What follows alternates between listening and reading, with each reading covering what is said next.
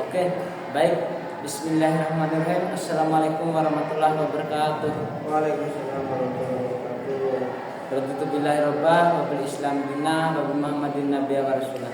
Alhamdulillahirabbil alamin. Wassalatu wassalamu ala asyrafil anbiya'i wal mursalin wa ala alihi wa ashabihi ajmain, amma ba'd. Kami akan mempresentasikan hasil makalah kita dan PowerPoint kita dari mata kuliah akhlak.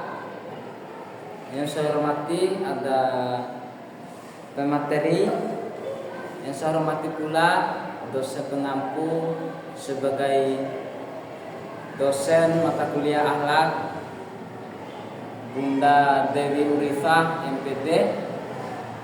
Baik, selanjutnya puji syukur atas kehadirat Allah Subhanahu wa taala yang telah menganugerahkan akal kepada manusia sebagai alat untuk berpikir, merenung dan memahami kehidupan ini secara mendalam.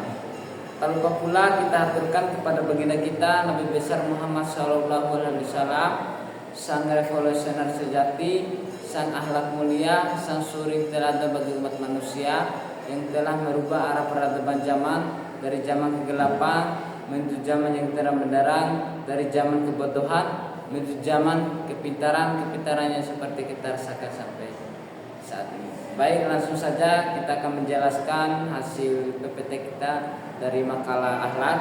Saya berikan kesempatan dan waktu kepada tematik hari ini. Kepadanya saya persilahkan. Baik, terima kasih saya ucapkan moderator atas keserahan dari pemateri.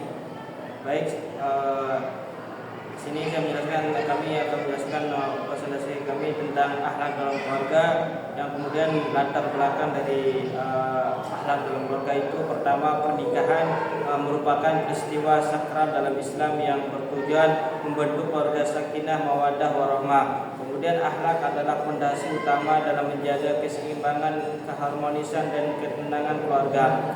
Kemudian birrul walidain atau berbakti kepada orang tua merupakan salah satu bentuk akhlak mulia yang mencerminkan karakter seseorang dalam kehidupan berumah tangga. Jadi bahwa akhlak bukan hanya aturan moral, tetapi panduan hidup yang membantu keluarga yang kuat secara spiritual dan sosial. Keluarga berakhlak baik akan menjadi cermin bagi masyarakat yang beradab. Udah rumusan dari makalah kami, yaitu tentang pertama apa yang dimaksud dengan birrul walidain, kemudian apa itu, bagaimana hak, kewajiban dan kasih sayang suami istri dalam Islam.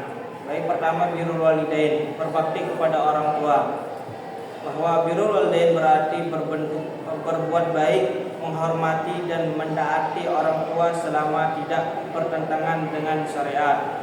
Allah memerintahkan berbakti kepada orang tua dalam Quran surah Al-Isra ayat 23. Kemudian Rasulullah SAW juga menegaskan bahwa amalan paling dicintai Allah setelah sholat tepat waktu adalah birrul walidain atau menghormati kedua orang tuanya. Ini hadis riwayat Bukhari dan Muslim. Jadi bahwa konsep birrul walidain merupakan pilar utama akhlak. Kebaikan kepada orang tua bukan hanya kewajiban sosial, tetapi juga bentuk ibadah yang menunjukkan rasa syukur kepada Allah Subhanahu wa taala. Kemudian kedudukan birrul walidain.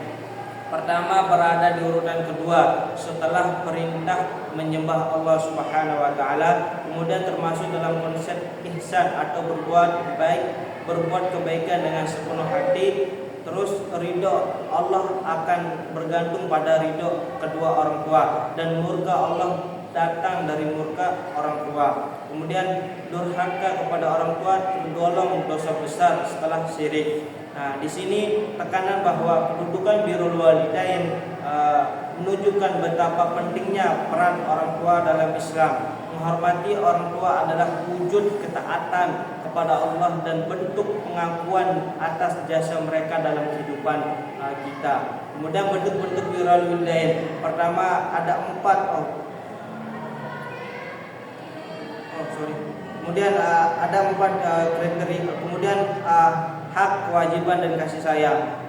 tujuan dari pernikahan adalah membentuk keluarga yang harmonis, damai dan saling menyayangi. Hak bersama, hubungan halal, warisan serta mendapatkan keturunan. Kemudian kewajiban suami memberi nafkah lahir dan batin, memberikan mahar dan membimbing istri dalam agama.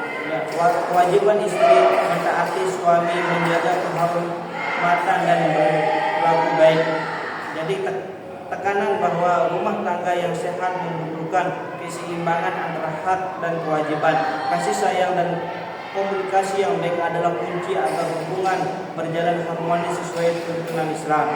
Jadi 4 kriteria memilih pasangan: pertama karena harta, kedua karena keturunan, ketiga karena kecantikan, dan keempat karena agama atau yang paling utama.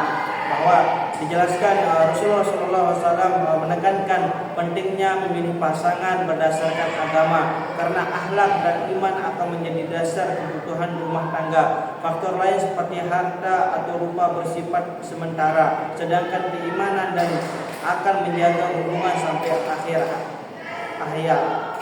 Kemudian makna kasih sayang dalam rumah tangga. Makna kasih sayang dalam rumah tangga yaitu pertama mawaddah, yang berarti cinta yang bersifat fisik dan emosional. Kemudian bersifat rahmah, yang berarti kasih sayang yang muncul dari ketulusan, empati dan pengertian. Kemudian keduanya membentuk keseimbangan antara cinta dunia dan spiritual. Jadi bahwa dalam rumah tangga cinta tidak cukup hanya bersifat fisik, harus ada kasih sayang batin yang didasari keimanan agar pasangan tetap saling menghargai walau usia dan kondisi berubah. Jadi kesimpulan dari makalah kami presentasi pada hari ini yaitu akhlak dalam keluarga berperan penting dalam membentuk kepribadian, keharmonisan dan ketenangan rumah tangga.